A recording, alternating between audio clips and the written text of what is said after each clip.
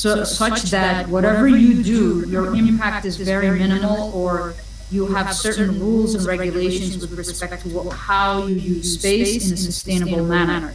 So since we see this potential issue on Earth of sustainability from either overuse, overpopulation, pollution, and so forth, we know that these are real problems that occur. You have small drops of bad things happening that causes a sustainability issue over time when you get to the moon and other places in space. And you're going to need to recognize whatever impact you're going to have, that it's going to be minimal and will not cause these sustainability issues.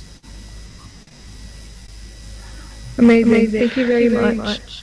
And where do you see the future of space in the GCC going to in the coming years? From my perspective? Like a positive perspective, yeah. Yeah. I mean, obviously, look, sometimes it's important to highlight the difficulties in order to recognize where the hurdles are so you can overcome them to achieve what you really want to do. So it's not like I was trying to point out issues on Earth to be gloomy, but to recognize that you have to find solutions in order to move forward. In terms of where I see, so what's happening in the GCC right now is there's a significant recognition of how important space is for our future, whether it's in developing cross-cutting technologies, meaning technologies that have other applicability other than the original use, or in recognizing that there's a large economy to be had in space and developing technologies for space and for sustainability in space that they need to be a part of. They also recognize, I think, that everybody's the amount of effort being done in space, whether it's commercial companies making rockets or satellites, or even PNT, position navigation and timing, even for cislunar aspects, they're realizing that this not only has an impact financially or economically, but it also has an impact on technology development and the growth of human capital and people with technical know-how that is essential for the future. So while the GCC countries are recognizing how important that is, and they're investing heavily into their human capital, they're making space a priority, a sector within an important sector aside from energy that is extremely important, that has an impact economically, and also essentially paving the way for the jobs of the future in space and in technologies, as I mentioned, that will help Earth by doing it in space. And amazing. Kind of add on to that what Michelle just said, because we've looked at just the element that how you apply different elements of the space economy as well as technology. But one thing I also want to point out is when we think about space application on the Earth, I also want to bring in the arts and creativity. And the reason why I want to bring in the arts and creativity is, again, this is something that we think that may not have an application. And how is space related? So Jim, today we conversation talking about the application of creativity and arts on the planet. I'd love for you to kind of give some detail on that. We did. We had a wonderful conversation about how we need to do more of the arts in space, not only because we as humans enjoy art, but because we actually take incredible care of our mind by allowing us to release our creativity in many different ways. For instance, if you were an astronaut on space station, or even as in the future traveling to the moon, and or even much further like Mars, you will need to have your mind set on all the work you do. But during those other times when you can relax, you need creativity. You need to be able to view things that bring back memories, view art in museum that you perhaps took your family to. You need to be able to, in some cases, create art yourself. Some astronauts are wonderful painters, and they have painted scenes. They paint space art. They paint the scenes they see that are unique from that perspective. This helps them really think about how they fit into the mission, how they react, and gives their mind a break from the intenseness of doing the activities that is so important to be able to live and work in space. So there's many aspects. It's creating art about space. It's using art to relax. It's just part of humanity. And we do need to do much more in these particular areas. And I think this is just the start of thinking about you need your creativity to think about how we can bring art to the forefront, not only on a space station, but in many other venues. So please help us with that through, of course, the sustainable challenge that we have coming up, the Sustainable Space Challenge. Thanks, Jim. And I'd like to just kind of mention we're launching a global space sustainability challenge, which Jim mentioned. This is going to start on the 5th of September, so in just under 3 days. And the challenge is focused on helping come up with solutions that also have a business case and are economically viable, as well as solving sustainability challenges utilizing frontier technologies and space. And just to kind of add, I want to quickly come to Michelle. Michelle, the Red Sea company in Saudi Arabia is doing work for you and Jim to, with yourself, Michelle, first, is how we can apply Earth observation and remote sensing to help with the coral reefs, for example. So actually, there's a lot of effort being done right now in Saudi Arabia, and I think one of the leaders in doing this is KAUST Agriculture and Hydrology Lab. They're actually using remote sensing and drones to monitor the Red Sea and to kind of assess the coral the decay of the coral there, and to try to figure out ways that they can actually try to prevent it from continuing, and then be able maybe to isolate certain areas to allow either the regrowth of coral through some form of efforts with marine biology. I know that there's some effort in trying to rejuvenate coral that has died in this region. I can tell you from a scuba diving perspective, when I went scuba diving in the Red Sea about 10 years ago versus now, recently I went, and I was shocked at the difference and the amount of decay that has occurred in the coral. And I was so devastated, beyond devastated. The same locations that I've gone that were so full of coral, so full of life and color. Because I remember when I would go to sleep, I could see the colors because I would do like 4 dives that day. And so when you close your eyes, all you see is the colors from the dive. That's not the case anymore. And that was heartbreaking for me. But I know that they're doing some effort using satellites and drones to try to figure that out and to be able to hopefully isolate certain areas to help maybe reduce the amount of traffic in those areas, and then to try to have the marine biology efforts build there to try to bring it back. And Jim, would love for you to add to that because you're a keen diver yourself. I am a diver. I've dove many places in Florida, beautiful places. I haven't returned it recently, but I do hear that there's damage being done there. Now, when we look down from space, we can make many very important measurements that help us determine what's happening underneath the water. We can, from satellites with lasers, do bathymetry.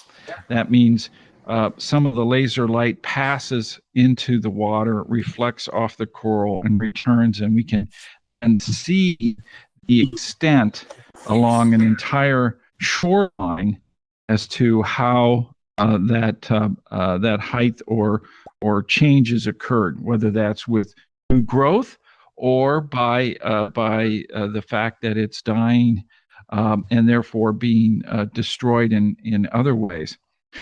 What else? Currents in the ocean bring in nutrients, bring in material that's so important. But currents are global. They have to be analyzed in the context of what's happening in our spinning Earth, and with all the forces that occur. And the currents will change because of temperature changes, because of the melting of ice in the northern and southern polar regions that dumps fresh water into our oceans. So we now also have to monitor the amount of salt. So salinity is incredibly important to monitor. But to do that properly, you need to look at things globally to see how things are changing. The global systems matter because they affect these local systems over long periods of time. We also have to monitor things like carbon dioxide. Carbon dioxide is a greenhouse gas. It begins the process of gradually heating the Earth, which then allows the ocean to rise. This is why bathymetry is also important. Coral can only exist in a certain range of temperature and height in the ocean. It also has to receive light. And so there's other measurements like that that need to be made, and it's through those that allow us to then understand the coral as it is today, and also, as we see changes, predict what will happen in the future. That gives us an opportunity, as Michelle talks about, to do some mitigation strategies. So space observations are so important for us to bring in a total understanding as to the evolution of these really important ecosystems under the water. Michelle, I'm going to hand it back to you, but one final question from my part. Michelle, I'm going to come to you first. As a space scientist, what skills do you have to use that you would think, in terms of disciplines, you wouldn't be? I'd love the audience to know what's actually involved from in terms of a skills perspective in what you do. That's a pretty good question, but I think in my case, for example, where my focus is on essentially rockets and spacecraft and emerging technologies in space, the number one, especially when you're starting out, is obviously having a very strong math and physics background. Like what helped me a lot in college was the fact that I was good in math, to be honest. That helped me a lot to understand a lot of the complex concepts. Because to me, like my brain can think from a mathematical perspective, so it was a lot easier to grasp those fundamentals. The other aspect, as this is in terms of the learning of the material, it's very critical. Actually, being disciplined enough to have the skills to manage your time, to go study, not party all the time. That's important. But and be disciplined. Like I remember, I have to wake up at like 5 a.m, study until 7 p.m, and then take a break for lunch. Like that's an hour, and then at 7 I allow myself to go out. But if I don't achieve what I want, I'm not allowed to go out. So I actually, it's a reward and punishment system that I used to use for myself to ensure that I'm on track. So that's when it comes to school. But then when you get into the real world, most important thing that I think is not just being an engineer, it's also being well-rounded in what's going on in your industry. So part of, for example, my job is not to just design a rocket or design a spacecraft or think about emerging technologies in space, but to go and look at what everyone else is doing, what Russia is doing, what China is doing, what Japan is doing. Try to figure out the trend and where everyone's going in order for you to fully grasp where you should put your money as a business or where you should consult your client wants to put their money and you're like, hey, I advise you to do this because guess what? If you don't do this, these countries are going to be ahead of you. If you don't do this, then you're not going to capture that market when everyone else is mature enough. So these are the critical elements that you have to be well-rounded in. Michelle, I just want to add one more point, something you touched upon in terms of which countries are doing what. Can a country not afford not to be involved in space over the next decade? And why should they consider that? And why shouldn't they think, or rather, why can they not afford not to be involved in space? So I think as I mentioned, cislunar economy is here. So either you get on this train or you're going to miss it. And so you're going to miss it. You don't have to. There's a lot of countries that are emerging countries in space that don't necessarily have NASA budget or Russia's budget or China's budget or Japan's budget, but they have some expertise that they can capitalize on, that they can collaborate with other countries in order to achieve those. So not everybody needs to be making rockets. Not everybody needs to be making every single aspect, like the upstream and the downstream. You don't have to, but you have to capitalize on your capability and be part of the space journey, because the future is space, and there's a cislunar economy coming up, and then there will be an economy that's beyond that. If you don't understand the cislunar economy, you're not going to understand the economy beyond it. Great point. And Jim, on the final part, I guess, same to you. First of all, what skills do you think that when education systems are looking at this, why should they have space curricula involved from 6-year-old all the way to, and then why can you not afford not to be involved in space? And then I'd like to open out for some questions from the public.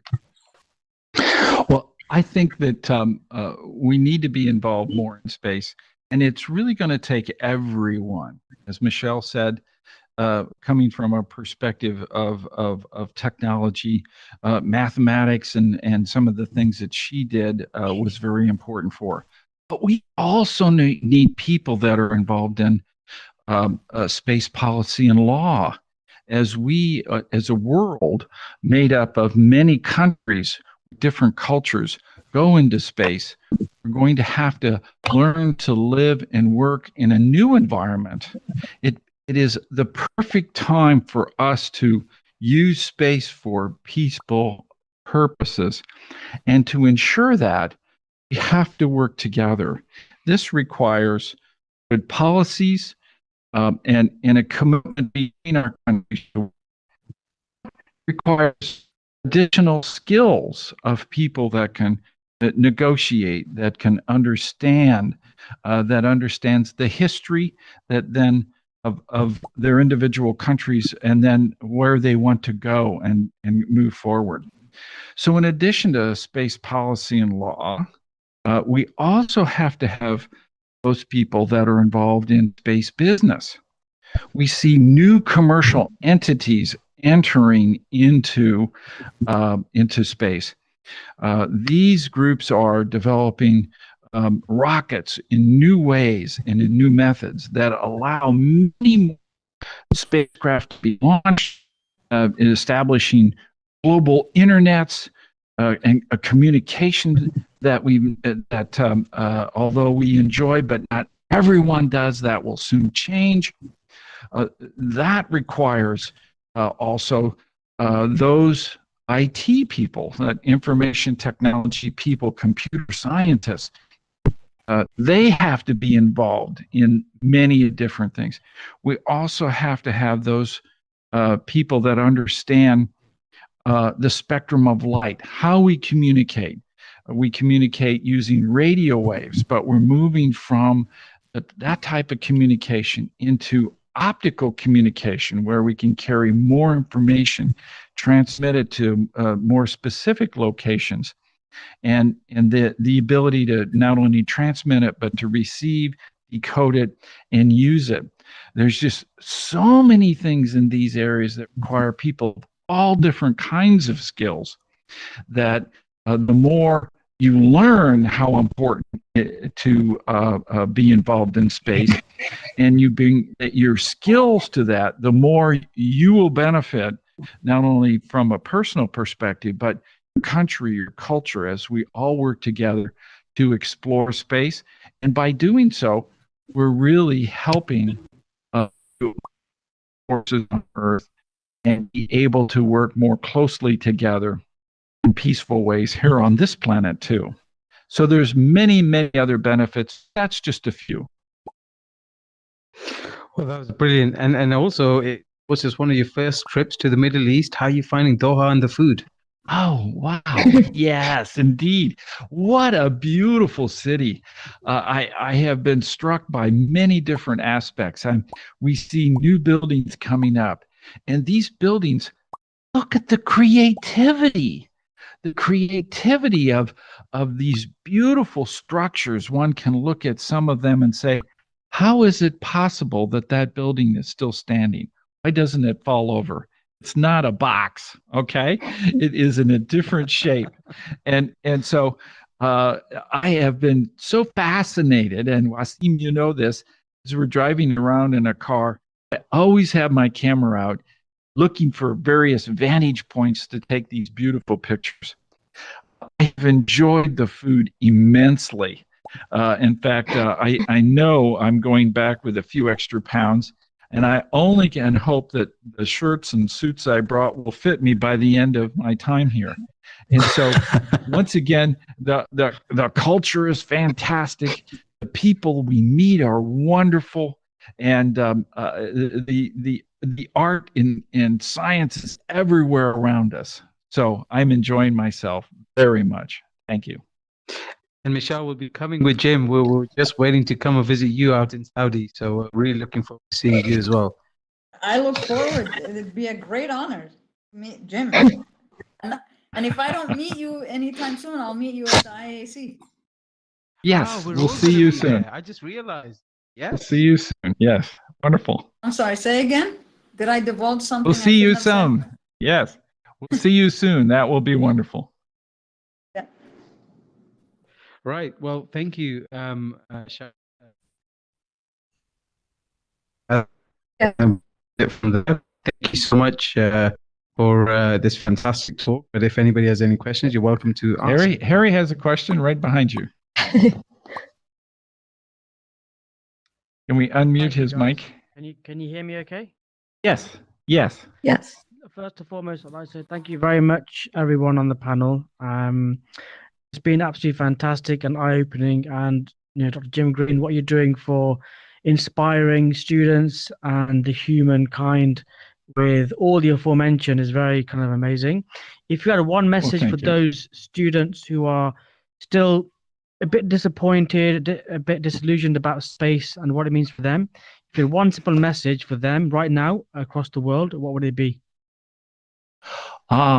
So I think what's happening is perhaps from their perspective, they haven't found the activity in space that they resonate with, that they then can get excited about. Is that just a few things for us to be able to really take advantage of being in space? It requires all kinds of skills and ability. And perhaps by sticking with it a little more, learning a little more, they'll find that element that excites them. Now, of course, that may mean they have to go to the library. So they'll pull out their phone and they'll do a Google map, and space will be able to take them there because of the location. Their location and the location of the library is noted and examined on the phone and allows them to go wherever they want to go, wherever it takes them. And they may not realize that. And so space is everywhere. It's part of our future. In fact, I believe as we progress on Earth, that the human species will not be able to survive if we don't begin the process of utilizing space together as a world and take more global views of how we can work together. It's a great unifier. When I think of the 20 years of astronauts from many different countries and many different cultures working together on space station, they form a team. Let's make Team Earth, our world, a powerhouse of knowledge and ability working together to explore space. And that is for the benefit of mankind. I think everyone can find some aspect of that to get behind, and I hope they do. Thank you, Dr. Jim Green. That's very inspirational. Thank you. Thank you.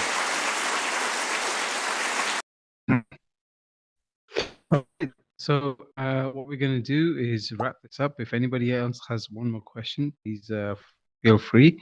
Otherwise, we're going to say thank you to our guests. It's late. I know for me and Jim it's been a long way, but I can tell you Michelle doesn't sleep either.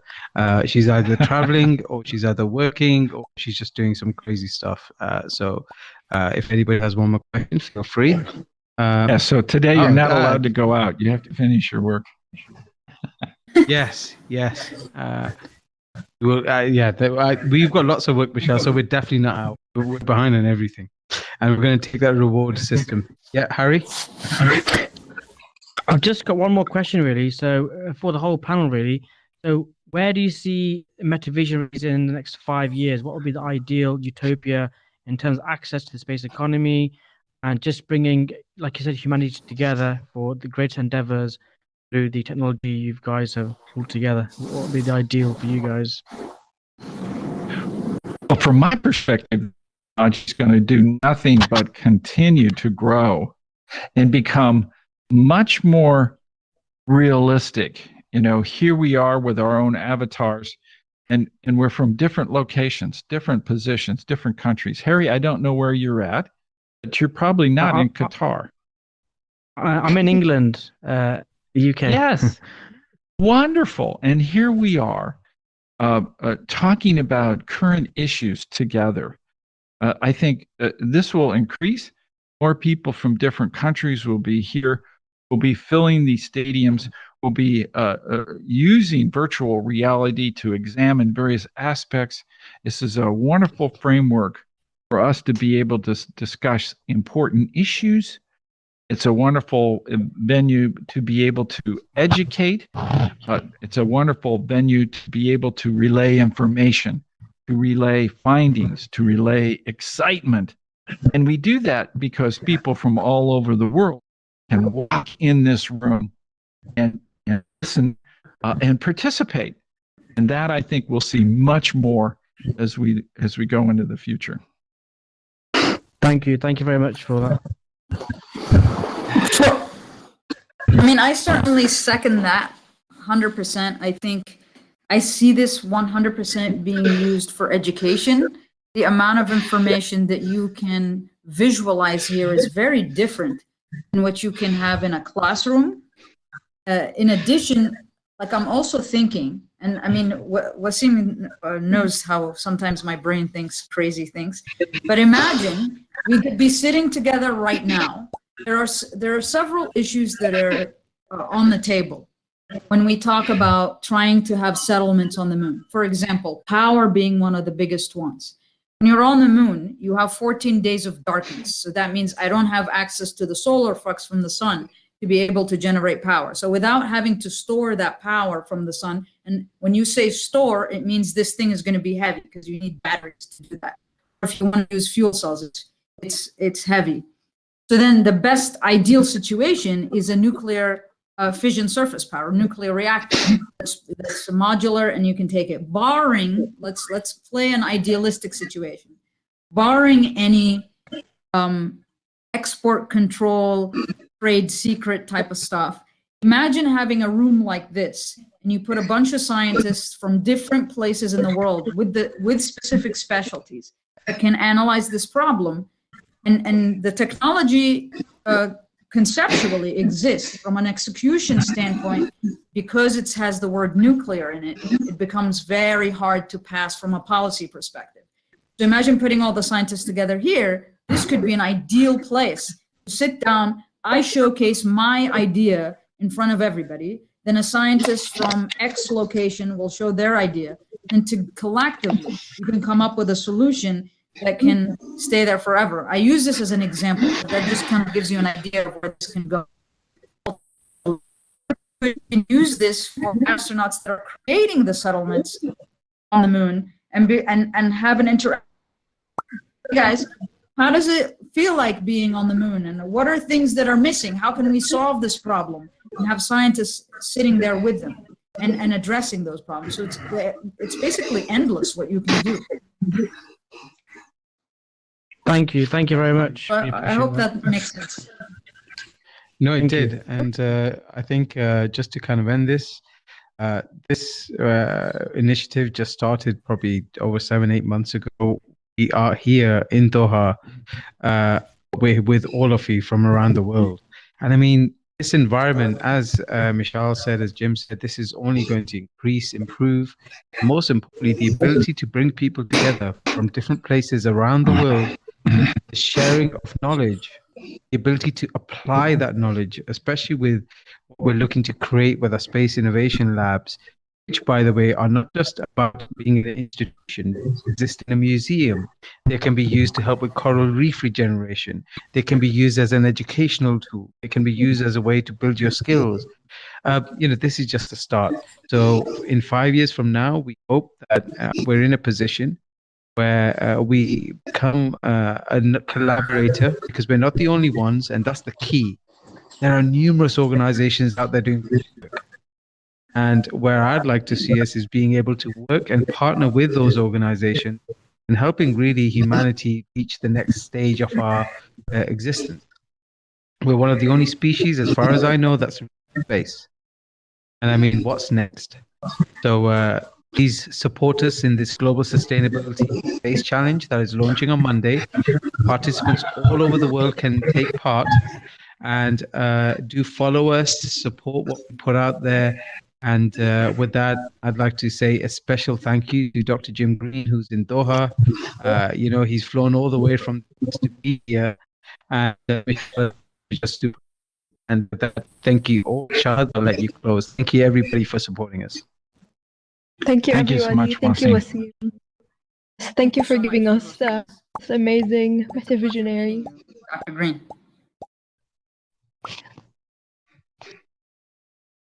Perfect. All right. Well, that's a wrap. So thank you. You can all relax. Good night. And please do share this on your profiles, and see you soon. Shahad, well done. Thank you. Michelle, me and Jim, we're planning to come very, very soon. So I'll send you a message so that we see just to come. Well. Yeah, let me know. Whoever wants So, to take a picture. Wasim, no music? Right? Yeah. Has to be music. Has to be music. Go on. I'll do one more performance for you. Yes, please. Harry, you joining me on the dance floor? Can we take a group photo with everyone? Yeah, we can have a group. Behind. Let's stand here. Everybody, please come down. Let's take. Sure. Can we take a group photo with everyone? Yeah. Let's do that. Everybody, please do Rashad, come go down. go to the center. Where do you want me to go? Center? Yeah. There we go. Is this the center? Okay, if everyone can pose together so Yeah. we can have a group picture of everyone. Yep. We're all here. Tell us if we're okay, Mariam. Hamad, come closer. Oh. Can you help us, Mariam?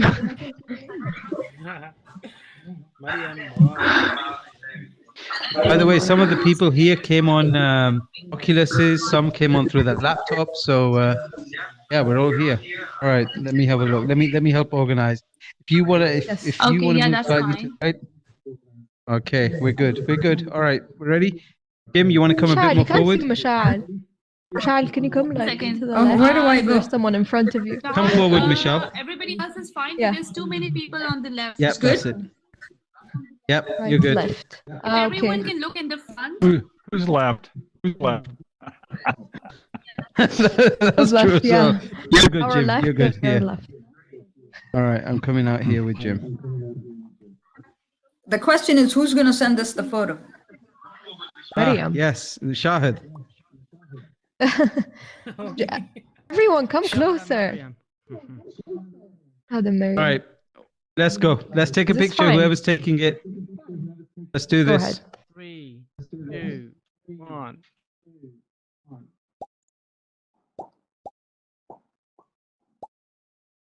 Did camera 2 take it? All right. Is that okay, Mariam? Done? Hold on. Everyone stay where you are. Oh, selfie. No, there's selfie. 3. Oh wow. But Taking you it- need to move One. closer to everyone. You're too far away from them all. Yeah, perfect. Now that's There fine. you go. Yeah, that's fine. Yeah, that's fine. Be next to you. So, Okay. Yeah, perfect. Okay, you're now ready. Yeah, perfect. 3, 2, 1. Okay, I took one. Cheese. Okay, I took one. All right. We done with the pictures? Can we get some music? Can we end it? Abdul, is the track. Come on. All right. Hello. Are you busy Hello. or Aram? There we go. Look at that. Look at that. Look at that. Right? 1, 2, 1, 2, 1, 2, 1, 2, 3, 4, 5, 6. There we Do you want go. to take a picture there? I'll take one of you. Here. Go here. Harry, you gotta be a bit slow. You gotta go with slow. Slow. Okay, I'll That's tell it. someone to take the picture. 1 second. Ready? Now we go fast. Who's there? Mariam. Mariam. Mariam. Mariam.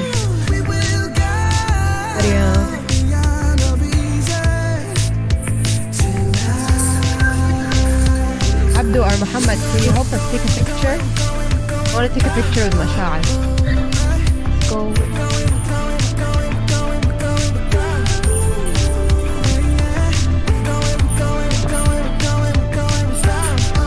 You got Jim there. Yeah, here you go. Me and Jim are doing this together. Look at this. Yeah. Join us, Harry.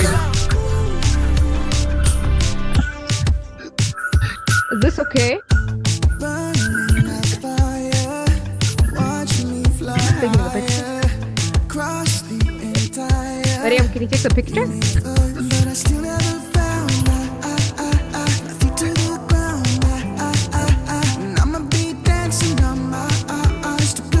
Shall I move back? Is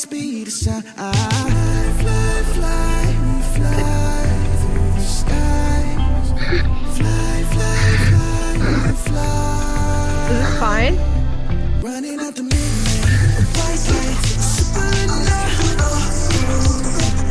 Amazing. Thank you, Masha'al. Thank you for joining us. Hope to see you soon in real life. Is it good? I don't know if you can hear me. Can you hear me? I can, now, I mean, somewhat I can hear you, but not much. I was just saying, I've seen you. Hopefully see you in real life soon.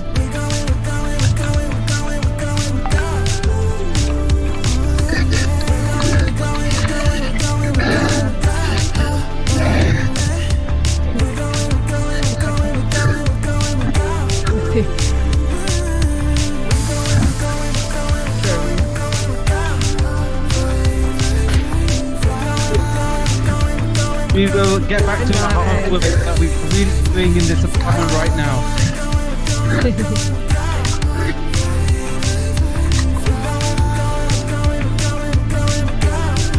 By the way, I really like this. Abdul, this is amazing. Hey. All right, I'm out. Peace out. I love you all. Thank you. bye Bye. everyone. Bye.